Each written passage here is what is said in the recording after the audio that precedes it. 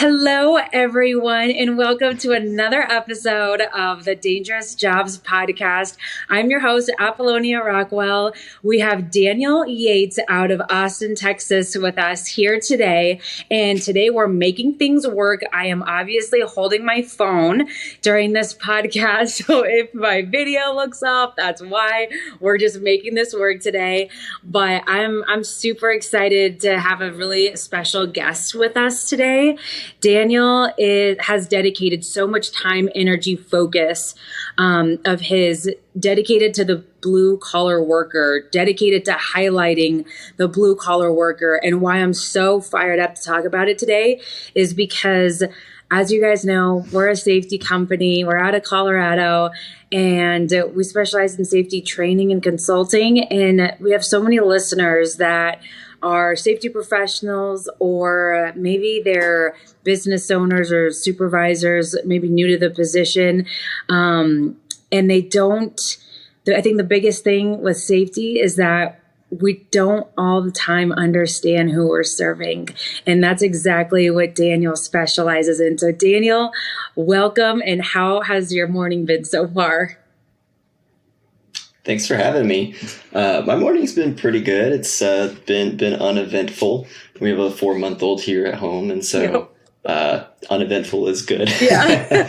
But it's been fun. It's been fun for sure. Absolutely. We were talking about that offline with your 4-month-old first baby boy, 4-month-old, and how has that rocked your world these last 4 months, and how has it, if any at all, has affected what you do work-wise, your perspective? Yeah. I mean, I think it's definitely required a bit of like a schedule adjustment and figure out, what works for our family a little bit more, and a little bit more communication. Yeah. A little bit more of this, Same. Oh my God. But yeah, it's been really good. He's an easy baby. What about, has becoming a father, has that changed how you view safety at all? Has that viewed how you change just your perspective in life and what you do in that sense? Yeah, I think that's a good question. I think that it's definitely changed my perspective in everything. Like just looking at, every new thing that I do is something that at some point, I think about, okay, I might introduce my kid to this, or, my kid might come across this one day. And in regards to safety, yeah, for me, my goal, my focus, my North Star is to make blue collar people feel seen, valued, and heard. Yeah.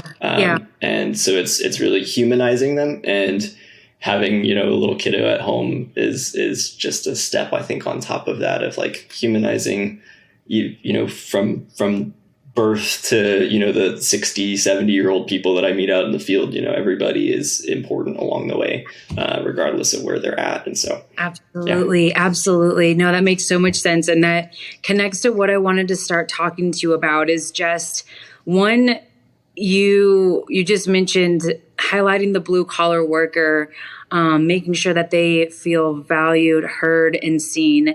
And so what does that mean to you? How did you even get here? Tell us your story. You're the professional storyteller, and I want to hear the professional storyteller's story on how you got to this position. And again, guys, I really can't emphasize enough that getting into safety, just thinking about the new safety professional and maybe the nerves that come along with that. And the biggest tip that I could give somebody on how to be impactful and make change at your workplace is by understanding who you're serving.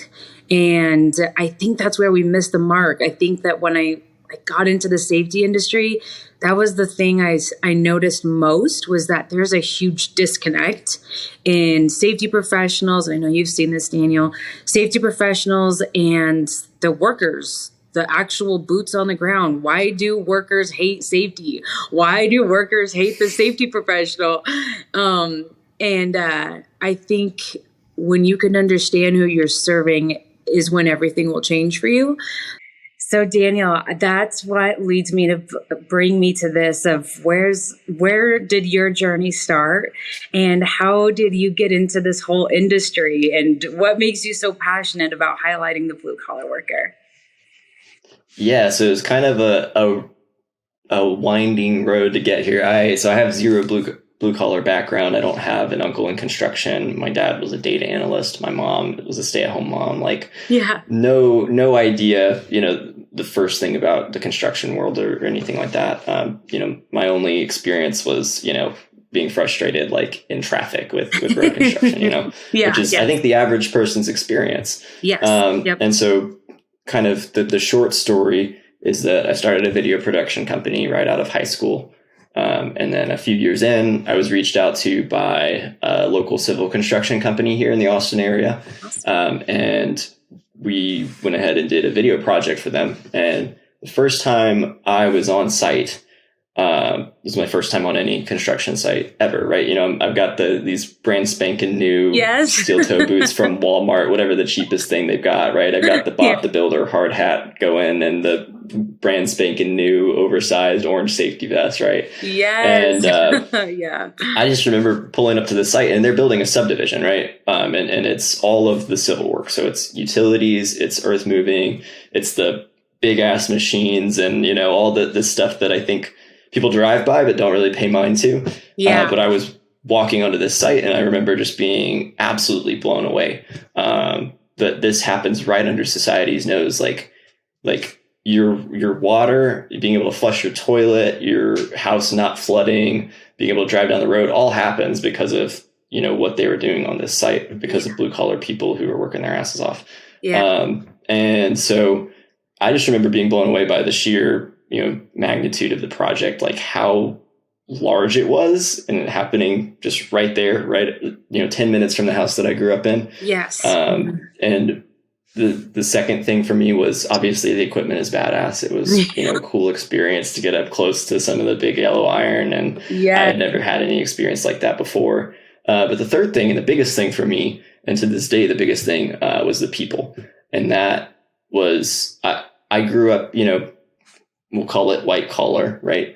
And I didn't have parents telling me to look down on, blue collar folks or anything like that. But just societally, there's this narrative that if you work in the blue collar world, you didn't go to college or you ran out of options or maybe you're down on your luck or, maybe you're kind of just a dirty kind of person. Like that's just the reality of what society kind of tells us about blue collar people. And it's just ingrained in most people. Yep. And I don't know why, but that's just the general outlook that people have on blue collar workers. And my experience from day one and on, it's been 4 years now, is totally the opposite of the societal, narrative, Absolutely. The people who are working out on the job site are salt of the earth people. 95% of them are awesome people, like just absolutely like would give you the shirt off their back after talking to them for 10 minutes. Yeah. And it's crazy. Like the people that you meet out there, 9 times out of 10 going to be nicer than the person that you meet in your office meeting, I agree. Yeah. And I think a lot of that is because they have so much relationship and connectivity. Like they actually interact with each other a lot. They're not just sitting behind a computer sending emails. Like they have to communicate, they have to talk, they have to do stuff like that. And they have these bonding experiences where they're doing hard, difficult work. And I think, I just think that's really neat. But basically from that day forward, my vision and my North Star became to make blue collar people feel seen, valued, and heard because they do really important work. It's really hard work and nobody thanks them for it. Nobody does. Absolutely. Fast forward to today, we do websites, social media, photo and video content for good blue collar companies who care about their people and want to show off their workers so that they can help attract and then retain the right people for their culture. That last piece is key. And you know what? I've never heard it framed the way you did right now, talking about how boots on the ground, that community, has to become masters of communication, and that there is a brotherhood or a sense of I'm sure you walk on any job site and you sense community in a sense where that crew, that group of people, they've been working on a project together. They see each other more than they see their family, but they're doing hard work together. And it's different than an office. It's different than, it's just hard to explain it, but there is a sense of community out there that I know you sense and feel. And I think it comes from the experiences that they're going through together.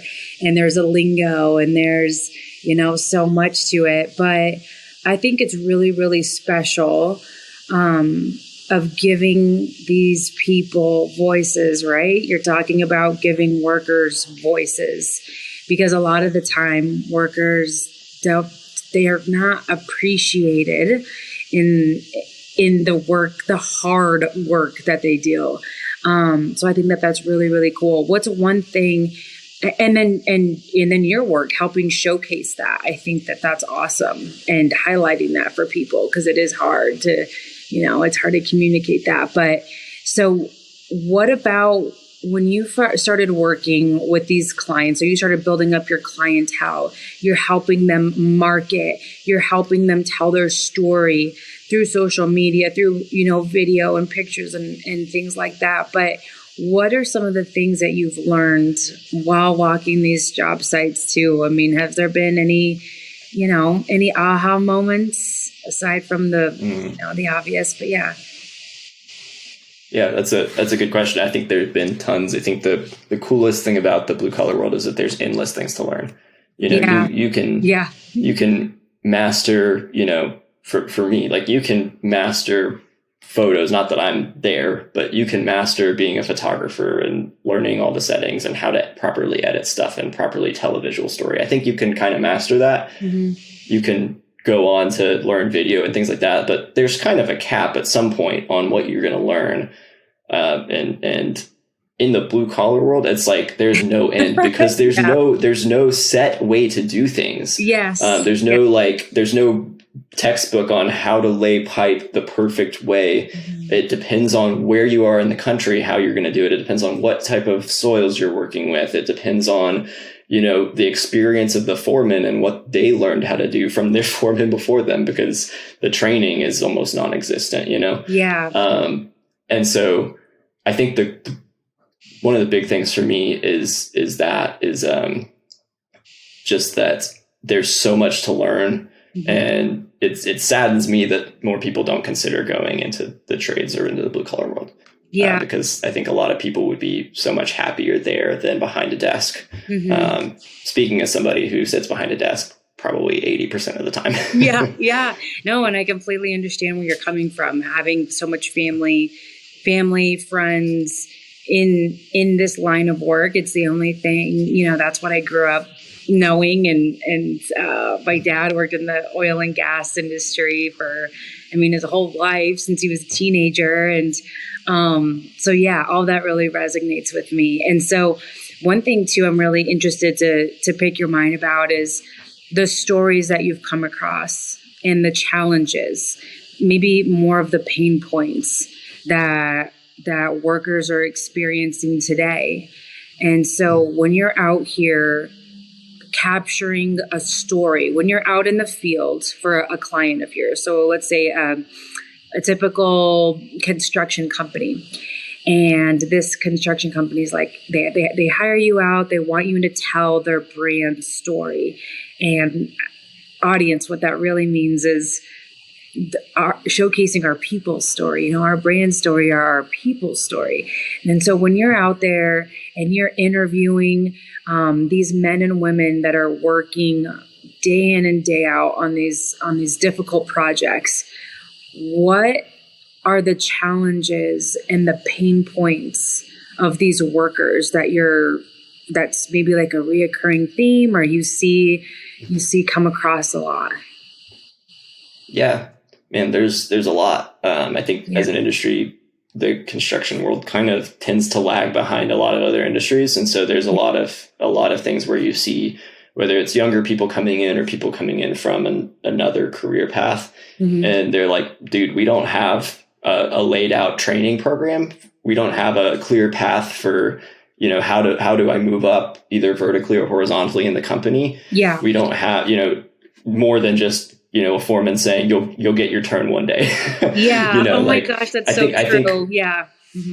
I think one of the biggest pain points is ultimately no path for growth, or no investment in personal and professional growth.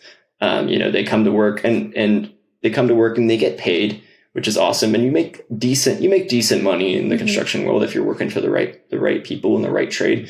But I think the big thing is just that they come to work and they could have such a huge sense of purpose if they had the right motivators involved, right? If they had buy-in from leadership to teach them new skills and train them more, or if they had something to work towards, like becoming the operator on the next piece of equipment up, you know? Yeah.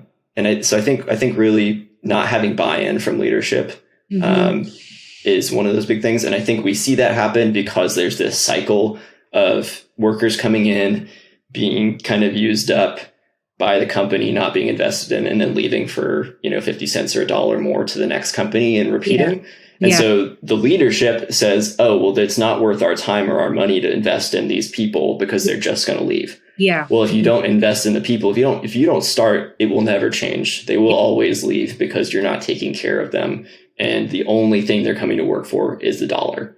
But if you give them something else to show up to work for, then they're not leaving for that extra dollar because they realize that you have buy-in for them. You want them to grow and, you know, accelerate in their career, or you want them to be trained and learn more. And I think we see that in any kind of training or any type of, you know, growth in any role in the companies, really. It's just a lack of support because everybody is focused on let's build shit, but they don't necessarily understand how to develop and build teams. Yeah. Oh my gosh. This is so interesting. I've never interviewed somebody that wasn't born and raised, so to say, in the industry, but to hear your perspective from a marketing perspective, from the outsider's perspective that comes in and is looking at this world with fresh eyes. It is so interesting, Daniel, to hear you say that, because you're spot on. Like you are spot on that this industry, I mean, whether it be construction, trucking, manufacturing, oil and gas, there's a lot of, and I sense this too, there's a rut that team members fall into because where's the growth? Like, okay, I get that we're building homes. I get that we're building a pad, but what's next? And I think that personal development is lacking. When I think of personal development, I think of, the leadership groups that I'm in, or the conferences that I get to go to and stuff like that. But for your average day-to-day person, there isn't I don't hear that a lot. I don't hear of personal development in the construction industry or oil and gas industry. As much as, and there goes my light for the background here, but we'll just keep rolling. But no, I think that that's really, really special. And if you're a safety professional listening to this, again, understanding who you're serving, the worker, understanding what motivates them, what they're passionate about, and what their pain points are going to make you even more impactful. So Daniel, that's huge, is that, hey, what some of the challenges that you're seeing is that there aren't personal development classes, or there's not investment into team members. And so doing those things are going to help you build a stronger, more loyal team. And so I think that that's really cool. And so what are some other challenges that you've seen? So maybe not a lot of training, a lot of personal development, a roadmap to success in a company. And then what about the worker themselves? What else are they struggling with today that you really see?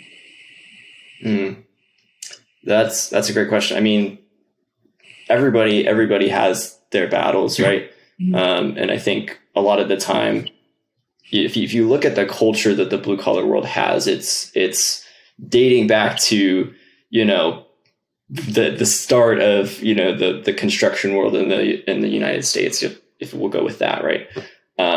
It's always been this very tough guy mentality, like starting out back in the beginning when they were building roads with like they'd bring out 100 guys with shovels, and then eventually somebody built, the first machine to kind of start moving earth and stuff like that. Like the culture in the industry has always been this very tough guy, like no bullshit, like go get yours, and go work your ass off, get paid, and that's what you get.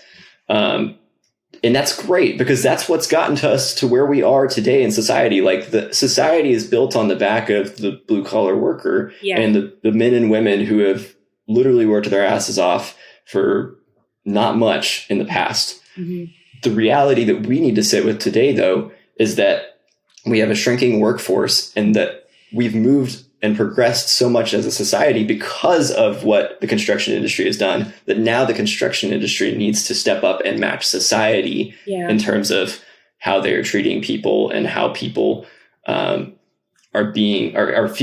really feeling within the industry. Because ultimately, how you feel where you're working is going to dictate whether you stay there or not. Yeah. One thing that I tell companies a lot is that you don't have the option to leave the industry, but your employees do. And how you treat them dictates whether they're going to even stay in the blue collar world, because they will leave.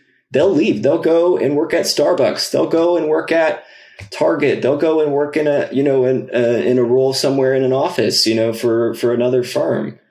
And we have to be mindful of that with a shrinking workforce, that not only do we have a shrinking workforce, but we have an outdated system. Yeah. And what that creates is it creates kind of this echo chamber where, a lot of leadership has grown up or been around this mindset of being very, tough and going to work every day just for your paycheck, and then being okay with just that. No more purpose, no more benefits, nothing like that. Mm-hmm. And not to say that those companies aren't, kind of adding things and recognizing that they need to do more. So I don't want to just talk negatively about it. Yeah. But I think what's happening is there are things that are being ignored that are really important. Mm-hmm. Like let's go down the road of mental health, right? Yeah. Let's talk about that while we're talking about safety. If you want to talk about safety, don't just look at your TRIR. I want to talk about the construction being the number one industry for suicides. Mm-hmm. Mm-hmm. Like, think about that. If you care about how safe your people are truly, not just from a numbers perspective, not just from an insurance perspective or a bidding job perspective, look at how your people are actually doing. Mm-hmm. How is their home life? How does their work affect their home life? Mm-hmm. How are they doing mentally? And how can you actually affect good change in the state of their mental health, whether that's providing tools and resources and really helping people understand those tools and resources, not just saying, hey, which I think this is great, but not just saying, hey, you have access to some counseling services through your insurance, but actually sitting down with the people and saying, hey, counseling isn't lame. It's not something that, is for weak people. Mm-hmm. I struggle with anxiety and depression, have for a long time since I was a kid. Mm-hmm. I go to counseling every single week. I go to therapy every single week. Yeah. And I'm on antidepressant meds. Not everybody is for those things, but I think that these companies, we can talk to people and help them understand the benefits and the risks of those things, and understand that, hey, just because you go talk to a therapist doesn't mean you're weak. Yeah. Just because you share with your coworker what's actually going on in your life and what's actually going on in your head doesn't mean that you're weak. Mm-hmm. And I think also training as a basic necessity, just like you would for CPR, just like you would for, your OSHA stuff, right? Yeah. Training people how to recognize mental health problems kind of in their coworkers, and ask the questions that need to be asked and also how to do basic mental health first aid, if you will, like, how to have a hard conversation and not just like brush it off or, say, hey, rub some dirt on it. Hope you're okay, Absolutely. But actually being somebody that can be talked to and can listen. I think those are some things that people are struggling with. To answer your question, those are some things people are struggling with in the construction world. The numbers show.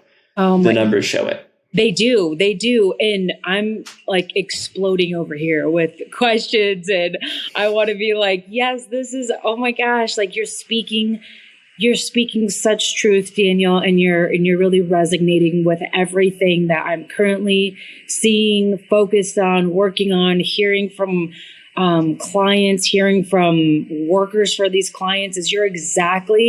You are so spot on. It's scary that first and foremost, the average person today, the average blue collar worker today has more options. They have more options. And you're right. People can say, screw this. I'm going to Target to also make $25 an hour. So we have to be cognizant of creating an exciting, healthy, fun culture as much as possible, even in an industry like construction. We can't separate the two anymore. That construction is just going to be rough and tough and no days off and, work until, that mentality, that old school mentality of what construction work was, oil and gas work was 20 years ago has to change to accommodate the average team member nowadays. So you're 100% right there.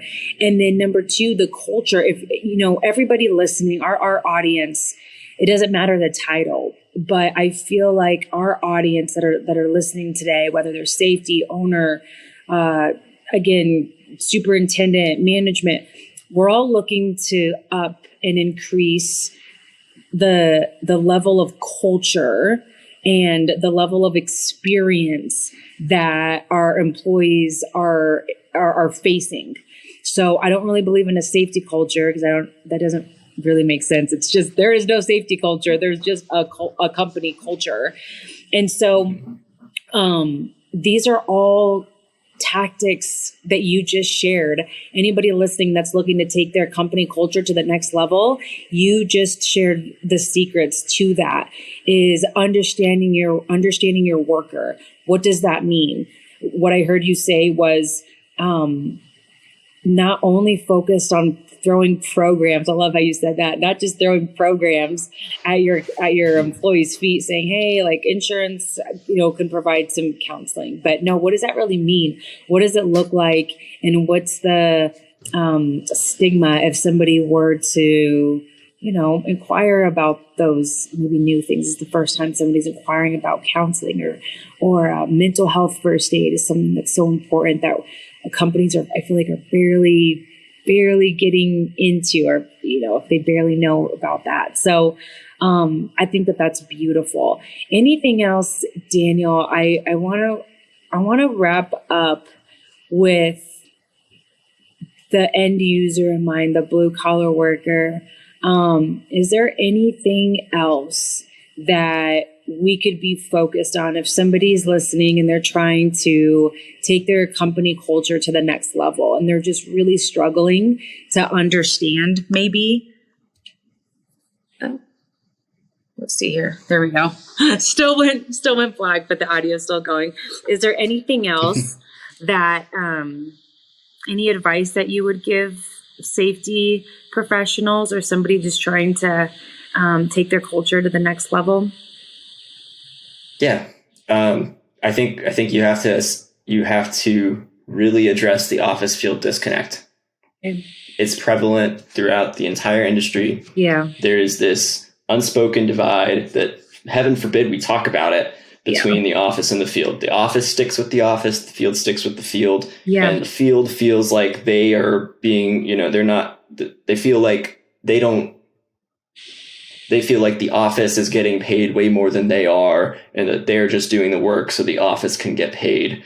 And the office is sitting here, and they don't understand necessarily how they need to communicate to create, to make these jobs work how they need to communicate with the field. Mm-hmm. They don't necessarily understand what the field is experiencing, what they're feeling when they're out there. Yeah. When the project manager who, doesn't have field experience and came out of college and went straight into project management, mm-hmm.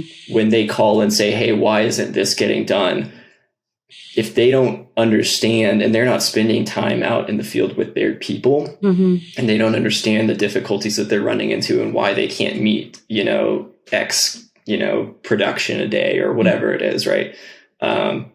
Then of course there's going to be this disconnect. Yeah. Yeah. And I think the biggest thing that you can do as a company, if you want to understand your blue collar workers, is you need to get your office people in the field on a regular basis. Yeah. That's a simple, and I know they have a lot to do, but figure out how to factor that in to your profit margins, because mm-hmm. it will make you more profitable at the end of the day. If you want to look at it from a cost benefit perspective, that's going to make you more profitable, because there's going to be a better understanding on both sides of the table. And then inversely, figure out how you can put together a program or some training or something that helps the field understand what the hell it is the office is doing for them. Yes. Because you can't have one without the other. Yeah. And everybody knows that, but oftentimes the person in the field does not understand fully what the office is doing. They know generally what their superintendent's doing. They know generally what a project manager might be doing, but they don't know how HR is helping them. They don't know how the CFO is, keeping track of the jobs. They don't understand necessarily, if they have to do reporting on, all these things throughout the day. Let's say a foreman has to, report production numbers and report, all of these metrics, each day. Mm-hmm. And they don't understand why they have to report that or how that helps the profitability of the company. And then how the profitability of the company affects them and their people for good if they're profitable, or for bad if they're not profitable. Those are the things that need to be understood by the field. Yeah. Because the office already kind of gets the picture. They're all together. They're all buddy-buddy. Field's all buddy-buddy. Mm-hmm. You're exactly. At the end of the day, what it looks like is the office actually has the power and the control to make those changes. So it's on you, if you work in the office, to go out to the field. It's on you to build relationships with people in the field, because the people in the field, there's already this disconnect and this wall that they're feeling. Yeah. Yeah. They already feel maybe not lesser than, but they feel like they aren't in with your group, and it's your job to do the reaching over. Yeah. And it's going to make your job easier, and it's going to make your company more profitable. And I think that's what I think as a company in the blue collar world, that's the first problem you need to solve, whether that's bringing breakfast tacos out and chatting with people once a week, having a couple people from the office come out and alternating, or if it's, having somebody tying into the benefits thing we were talking about earlier with, mental health, like having somebody from the office come out and actually sit down with people and explain to them what they have going with their benefits and help them understand how they can make the most of them. Like simple things that take time, but not that much time. Yeah. Yeah. That can really, really, really make long-term change. Because if you're looking at this as oh man, I can't let my project manager spend that much time in the field, or, the CFO, heaven forbid that they aren't in the office crunching numbers or, in meetings, right? Mm-hmm. This isn't something that just pays off over the course of a year when you look at your profit and loss for the year. Yeah. This is something that makes a difference long term. This is something that you build a culture over 2 years, and it takes you over into the next decade, the next 2 decades. And so that's my advice. I could ramble on and on, but that's my advice. My gosh, Daniel, you're so wise. That is beautiful advice.